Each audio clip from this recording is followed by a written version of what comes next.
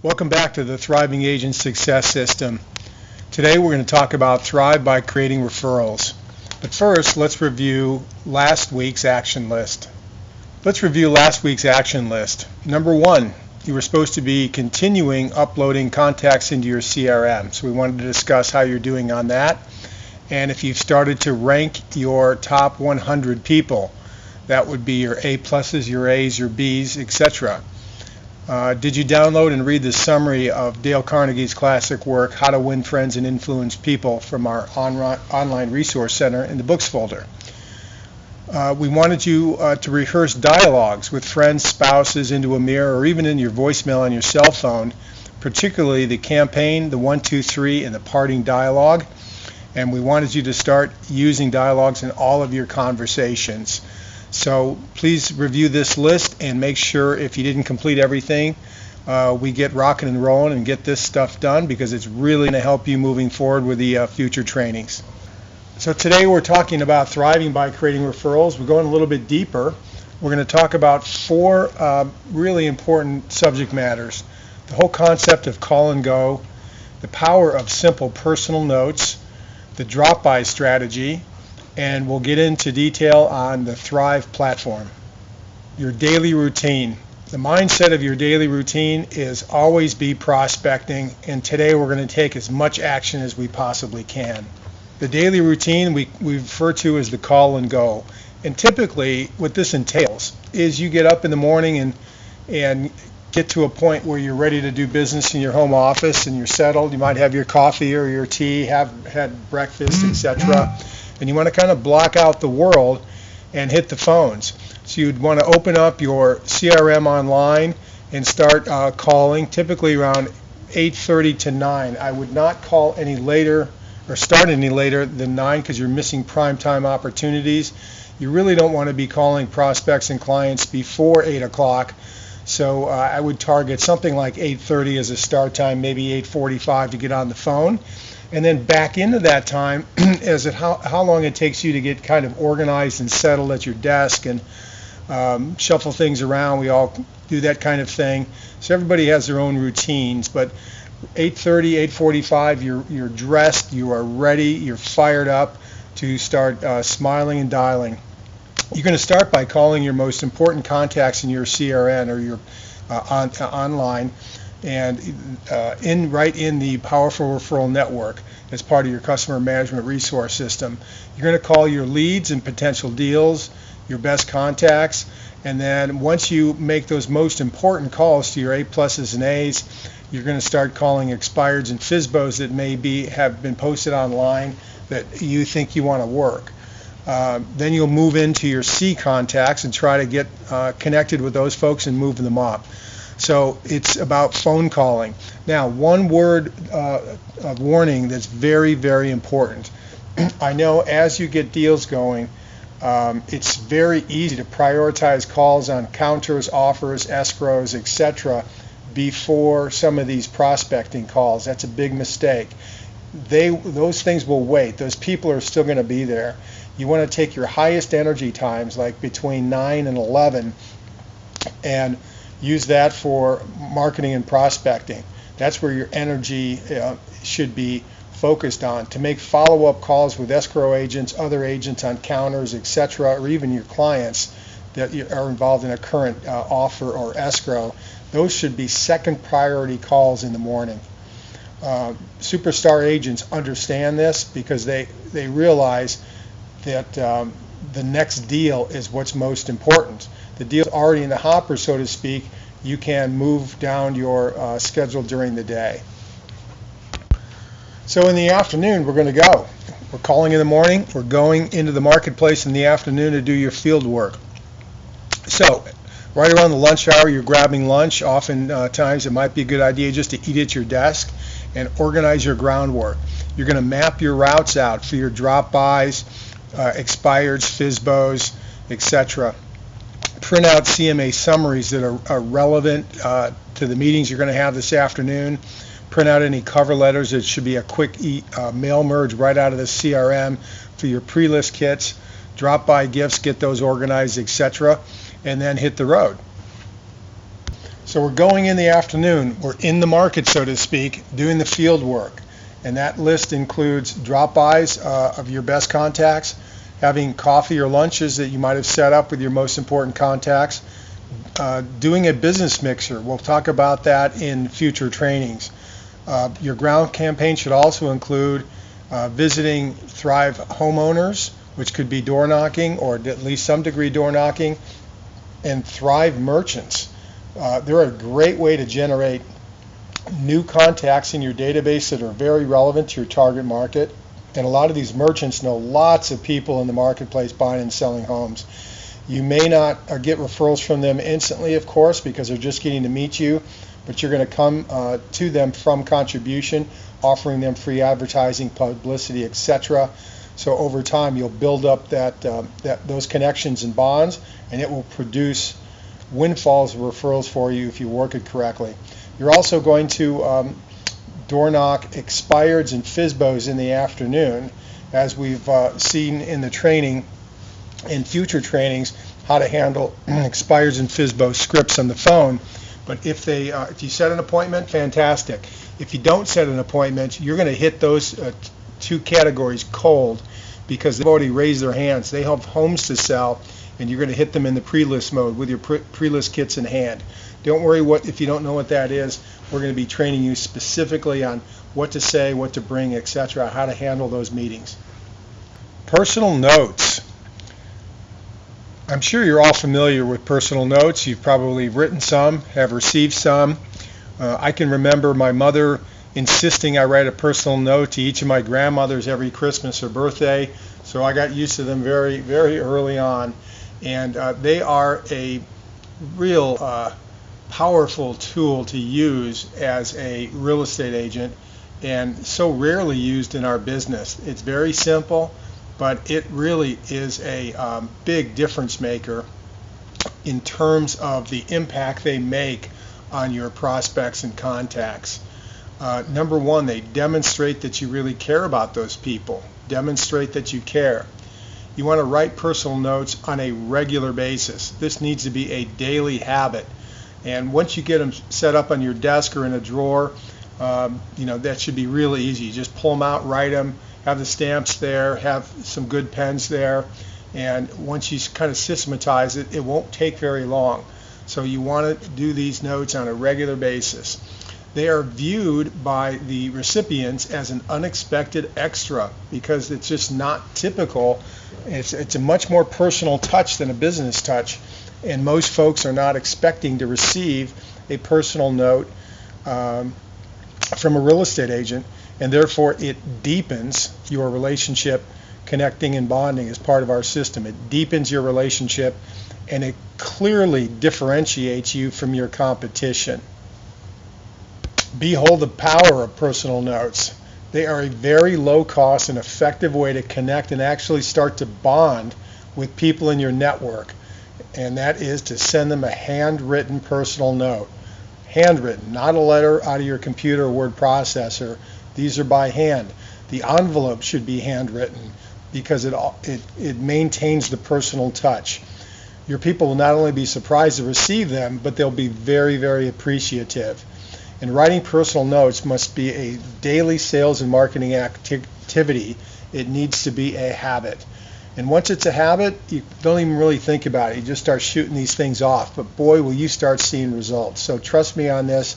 Get those out on a daily basis. Some of the benefits of personal notes are the following. They get read. They don't get junk mail. They don't get thrown out with the junk mail. If you're like me, half the time I'm opening my mail at home right next to the wastebasket, and I don't even open half of it. It's just, junk, junk, junk. I don't feel like reading that. It's a solicitation junk. Personal note comes in, bang. It's completely separate. If we could be a little fly in the wall, you'd probably see people stopping their mail processing, put the rest of the mail down, and open that and read it. I mean, that's just human nature. So that's how powerful these things are. They get read. The recipient will remember, and this helps move you into their consciousness. If you recall in some of our trainings, we're talking about you need to be in their top level consciousness. 1 or 2 real estate agents is all they can remember. This helps move you up the ladder in that regard. You will learn a similar strategy in our Insider Secret training to help you get listings from strangers and get them quickly. So the personal notes has a multi-pronged strategy in our marketing systems. When to send personal notes. Number 1, when you have a positive phone call using the campaign dialogue. 2, after a Thrive vendor introductory meeting or a Thrive merchant. Following up a drop-by visit. Thanking somebody for a referral. Boy, that's a no-brainer. You get a referral, send them a personal note that day. Make sure you get it out right away because you want more referrals, obviously. Number 5, after a FSBO or expired first meeting where you've actually connected with the person at their house. By that time you know their name, their address, so you can shoot out a personal note. And after a great buyer meeting. Number 7, thanking someone for being a very important client. Number 8, prior to a listing presentation if the note will clearly arrive ahead of you. Number 9, after a pre-list meeting or home preview. Number 10, immediately after a listing presentation. And here's a tip. Have some notes in your car. Write it in the car as you leave the listing presentation, get in your car, pull them out, write the note, go back and leave it on their doorstep or put it in their mailbox. It just gets that whole step, that action item out of the way and you're already there. Even saves you a stamp. Number 11, anytime during a listing, what are we doing there? We're setting up a price reduction. And number 12, thanks for the great service. Number 13, right after opening escrow. Number 14, to the other agent right after opening escrow. But why would you do that? Think about how an agent on the other side of the transaction can make your life miserable. You want to bring them in as a partner with the common goal of getting both principals happy and closing the escrow successfully. And number 15, after closing a transaction to all parties involved, including the vendors, title rep, escrow rep, termite guy, etc., you want to work those vendors in your transactions for referrals. Here's some sample personal notes that you can send out. Here's one for a prospective seller.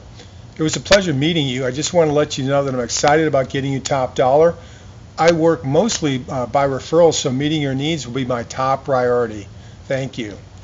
Here's one for following a buyer meeting. It was a pleasure meeting you. I'm excited to be representing you and energized to find you your dream home and a great deal as well. I value you as a client and will always look out for your best interests. Here's one for upon opening an escrow to a seller. Congratulations, it should say congratulations upon opening escrow. This is an exciting time. I will keep you updated every step of the way as we move forward in this process. I value you as a client and call me anytime with questions. The drop-by strategy, and this is a strategy that moves you to connection and bonding. One thing I want to clarify really quickly is sending letters, emails, items, valuable information, items of value, or even personal notes is not an end in themselves. They all set you up in terms of moving the relationship forward to meet these contacts, your network, in person. Our business is one that is built upon relationships, and those relationships lead to deals, but the deals don't happen until you are meeting these people in person. So it's about physical, personal contact that deepens the relationship to the point where they trust you and will do a deal with you. So let's review the drop-by strategy. You have to make contact physically. You have to go meet these people at their homes or their place of business or for lunch or for coffee. You want to shake their hand or touch their shoulder when appropriate. Make that physical connection. The purpose of the drop-by is to deepen the connection and form a bond with your best people and encourage them to refer their friends and associates, their people, to you. You want to give them a small gift as a token of appreciation, and we'll get into a few suggestions for you to help make this fun. Make the gift personal if you can. So if you know something about that person, let's say a favorite sports team, it's always best if you can personalize the gift. It just adds another level. Your people will be pleasantly surprised by this added extra. It's just not a typical strategy in real estate marketing because so many agents are just very transactional. So this brings you to a new level. These drop-bys are not big, long meetings. You want to keep it brief, and I recommend you don't even sit down. You do them at the front door in the foyer. Keep it brief. They'll appreciate it. You've got a lot of these to do each day. You want to start with the people you know best, your A pluses and A's, and work out from there. And during the drop-bys, you want to express enthusiasm because it's infectious. Don't walk in with a dread about the market, the interest rates, the latest debacle in real estate, etc. You want to be spreading joy and enthusiasm because that's what people like to be around. The drop-by strategy is an insider secret method of superstar agents to generate referrals quickly. Generate referrals quickly. Success is not hard to achieve. It just demands know-how and consistency. Know-how and consistency. Here's some drop-by dialogue to get you started. But keep in mind, when you're in front of people, just be natural. You want to have the concept of these conversations down so you're free to use your own words. But in the beginning, I think you should just kind of go along with our scripts, and you can customize them as you get more experienced in the field. So here's an appointment setting dialogue that you can use on the phone. By the way, I'm going to be in your neighborhood tomorrow between 1 and 2. I have something I wanted to drop off for you. Will you be at home? It'll just take a minute. The drop-by dialogue. So when you're at their front door, you want to make sure that you blend in the campaign dialogue and the 1, 2, 3 dialogue. And if you recall, the concept of the 1, 2, 3 dialogue is number 1, expressing that you're there to help them or assist them. Number 2, how much you value them as a client. And number 3 is asking for a referral either by using the campaign dialogue or the departing dialogue. So moving on to that, here's your departing dialogue.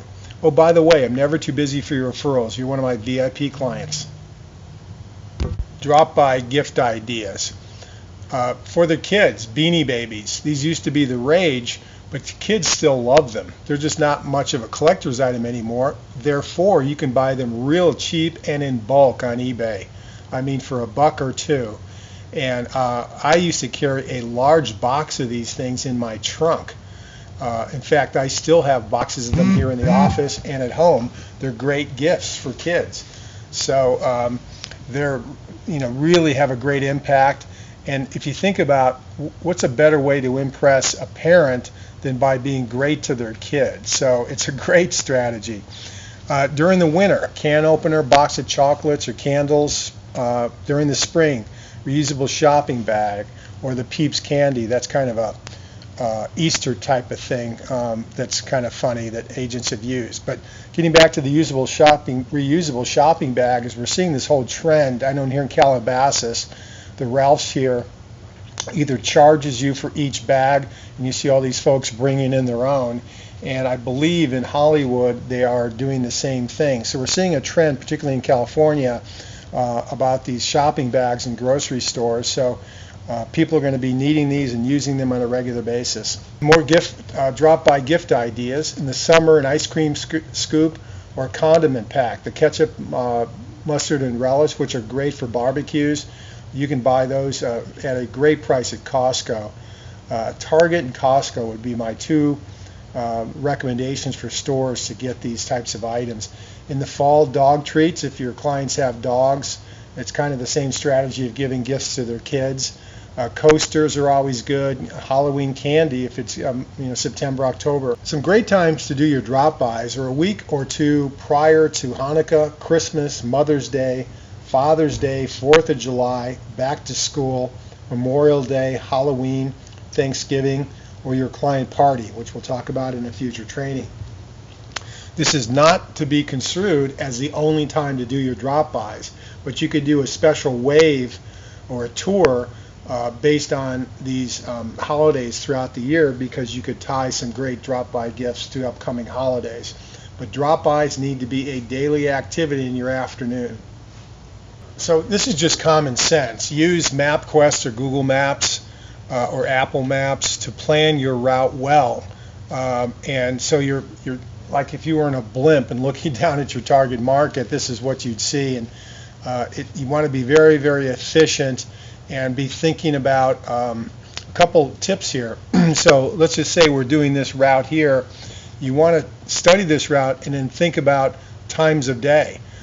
When schools are out, so schools can really slow you down because of all the traffic, rush hour issues or other things that are physical in the marketplace there that you want to avoid if you know an area is under construction, etc. So even though the computers can map your route efficiently, you need to put your own thought to it and make sure it still makes sense and adjust from there. The drop-by strategy is basically just tailor-made for the Thrive merchants in your area. It's a great way to network locally coming from contribution. You can offer the merchant that you'll write a review of their business and put it in as a blog entry. Don't just think about that as a print article. You can do a print article blog entry that's a review of their business and also take some video of their business. You have to ask their permission and video the owner or manager. Some folks love that. They get, they're on the website in the local market, makes them kind of a little celebrity, gives them great publicity, could really help drive business to their place, their restaurant or store, what have you, as the Thrive sites grow. You also can offer them a free online coupon. We now have an application that will do a coupon for these merchants. Any questions about that, just email Paget and she'll show you how that gets done, or send you an email regarding. And then at the end of these meetings, as you're building that relationship with these Thrive merchants, you definitely want to use the campaign dialogue.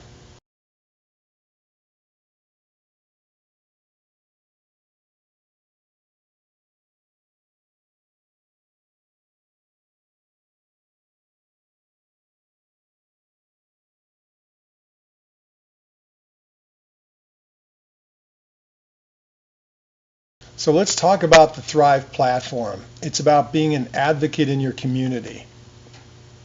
Here's an example of Thrive Encino. It is basically a glorified blog platform. That's the software it's written on. It's very easy to publish, and you want to think about the publishing we're going to do in two ways. We as a company have hired writers and will continue to do so to write content that's kind of relevant to all Thrive sites, regardless of where they happen to be located.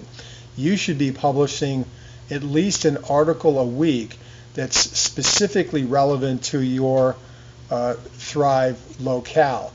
You can do the history. Let's just take Encino, for example. You can write a blog entry about the history of Encino, the architecture of Encino, the commercial district, major employers, fun things to do, crazy wild things to do around Encino on a weekend. Just brainstorm. If there's events coming up, you should cover those events, meaning you should go to them, take some video, write an article. You want to be, publishing is really important as a real estate agent. Don't just think about it as the Thrive site also, because you have a Thrive YouTube channel, Facebook, Google+, and Twitter. But getting back to YouTube, is you should be uploading video related to your Thrive market into your YouTube channel, your own listings, driving around. And these videos should be no more than 1 minute in length, very short. So I think it's really a great idea if you get in the habit of systematizing, taking video from your phone and getting it up to your Thrive site and the Thrive YouTube channel. If you research real estate agents that have become superstars, some of these are tremendous publishers of short video content, because YouTube is the second most search engine in the world after Google itself. Not just video site, the second biggest search engine. It's bigger than Yahoo and Bing. So you should be a prolific producer of video footage that promotes your neighborhood, your community, and you as a real estate agent. The mindset of this is you're creating a movement about creating a more thriving life in your target market, and you're empowering your community. You want to be thought of as a community leader and advocate, and the Thrive platform gives you the tools and great looking things online to do so. So please take advantage of it. So in summary, what Thrive does for you is gives you a competitive edge in your marketplace that your other agents you're competing with don't have. And it's a lead generation website. It has an IDX backend, so as you help build traffic to the site, it'll generate leads, and those leads will come to you. But to benefit from the above, you must promote it daily. It must be part of your routine. So as I've mentioned, in addition to the Thrive website in and of itself, there's also a Thrive Facebook page unique to that territory, a Twitter account, Google+, and the YouTube channel. So it's really a 5-pronged marketing strategy with the site and these 4 social media sites as well. The Thrive content plan, you want to keep in mind about helping the site with organic SEO, or search engine optimization. And the way you do that is there is a how-to article in your online resource center. So you're going to study what the keywords are for your area. You're going to author the hyperlocal articles, as I've mentioned, and add video when you can, and also keep thinking on an ongoing basis about great content ideas. But one of your action items for this week should be to read all the Thrive how-to docs in the online resource center in the Thrive folders. Here's an example of a Thrive one sheet.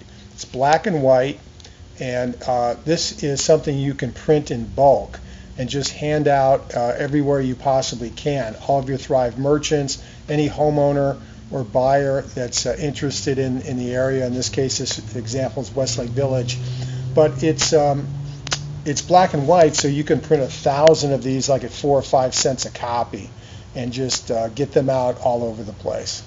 You can find these in the online resource center.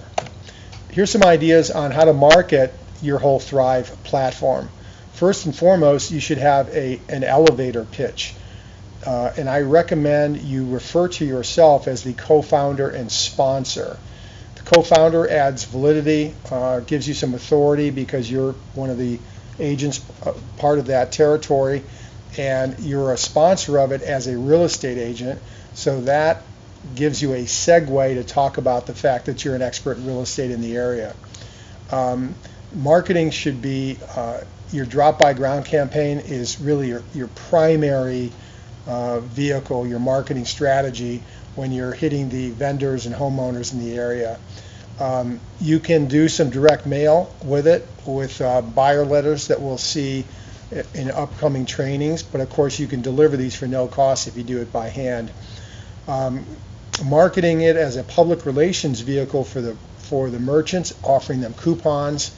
You should be blogging and publishing content as well as another way to market the site, because that draws in search engine traffic. You should be involved in social media marketing on Facebook and Twitter. You should have excellent market knowledge of the area. So when you're having conversations about real estate, always have a CMA summary of all the sales, actives, pendings, etc. in the area. You can also use Craigslist as a no-cost vehicle to advertise Thrive as well. Here's a sample Thrive elevator pitch. Thrive Encino is a new community website with lots of great content and features about creating a more thriving life right here in Encino. The content includes articles about improving your home, some family ideas, the community, social life, health, self-improvement, and even working in Encino. When you have a moment, please check it out. So that's just one take on a quick elevator pitch. And for those of you who don't know where that term came from, an elevator pitch is if you had 15 seconds to pitch your idea to somebody in an elevator, what would it be? It has to be short and sweet because you don't have a lot of time, and it needs to give them a clear explanation of what it is and also provide the benefit. Acknowledging and appreciating referrals. A couple of tips here. You want to acknowledge referrals immediately. Give them a call as soon as you have that referral, and then follow it up by sending them something, some small token of your appreciation. Don't promise people a financial reward for referrals. For one thing, it violates your ethics code as a real estate agent with the DRE.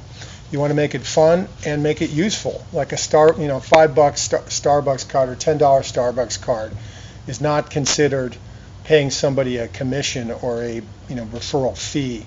So a couple of tips here that I think are a little bit helpful, but the most important here is don't promise a reward. You're not doing this, you're not cutting people deals to go out and bird dog for you and bring you business. That's not what this whole system is about. So just make it fun, make it useful, and people will appreciate it. The rhythm of the referral system. Add people to your database. Add people to your database. Contact and connect, which builds relationships. Contact and connect, which builds relationships. Give excellent service and provide value. Do the unexpected extras. We'll keep talking about more and more great ideas about these unexpected extras throughout the training. You have to ask for referrals. They're not going to come voluntarily typically. We don't want you to be a secret agent. Use the dialogues on a regular basis. Receive referrals. Welcome them. Acknowledge and appreciate the referrer. Turn the new lead into an advocate, and reward behavior, not results. Sometimes you're going to get referrals to buyers that don't qualify for a loan, for example. That's okay. The person referring you that buyer doesn't know that. But you want to reward the fact that they thought of you first. That's the most important thing, not the end result of the deal. And don't wait for the referred deal to close to reward the behavior of the referral. When you get that referral, you should be responding to that referring person immediately. So let's go over today's action list.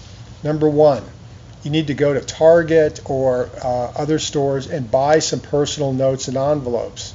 You can even buy them in bulk on eBay or Amazon. Number two, write and mail 10 personal notes to your A-list people. We want to start you off big, so get in the habit of writing personal notes. Start off by writing quite a few of them, at least 10, to your most important people. If you don't have 10 A+s or A's, write as many as you can, and then move into your B lists and start writing to them. Write 10 notes to your favorite clients and people. Past clients, even if they may not be on your A-list right now, we're going to try to regenerate interest from your past clients. Number four, make a list of your top 30 clients or prospects to drop by. So just make a list of those people. We'll get organized and get to them soon. Number five, download your drop-by tags and purchase the items. So we've given you some great ideas. You probably can brainstorm some ideas of your own, but you want to create tags for these or download them from our online resource center and start purchasing those items. 6, continue to refine your additions to your CRM. So by now you should be getting all of your contacts into your CRM. And number 7, read the Thrive Content Manual and other Thrive docs so you really get clear about the opportunities of the Thrive platform. So let's preview next week's training, Leading Buyers to Buy. In that training, we're going to teach you a whole new mindset of dealing with buyers. Number 1, bad buyers. What is a bad buyer? They're a killer of your energy, your attitude, and your schedule. We're going to talk about the pros and cons of working with buyers. We'll give you some terrific buyer insights. You're going to be trained on the buyer screening protocol. That's key. We're going to talk to you about how to move buyers through your own filtering process so you can decide to work with only the best buyers and not waste time with the bad buyers. We'll give you some terrific buyer dialogues, the relationship and the engagement dialogue. We're going to discuss using the property feedback form, which you and your buyer will use as you show property. We'll discuss the 20-second follow-up call, how important that is to your whole strategy, and then how to get buyers to actually write offers or call them to action. So please work on your action list, and can't wait to work with you for the next training.